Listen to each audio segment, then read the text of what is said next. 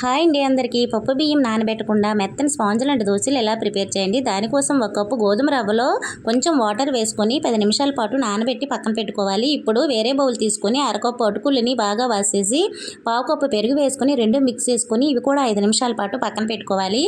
ఈ రెండు కూడా నానిన తర్వాత ఒక మిక్సీ జార్ తీసుకొని మిక్సీలో వేసుకొని మనము దోశలకి ఎలా రుబ్బుతామో అలా మెత్తగా మనము రుబ్బుకోవాలండి. ఈ రుబ్బిన పిండిని ఒక బౌల్లో వేసి తగినంతగా సాల్ట్ వేసుకొని కొంచెం బేకింగ్ పౌడర్ వేసుకొని మొత్తం ఒకసారి కలుపుకొని 10 నిమిషాల పాటు పక్కన పెట్టుకోవాలి.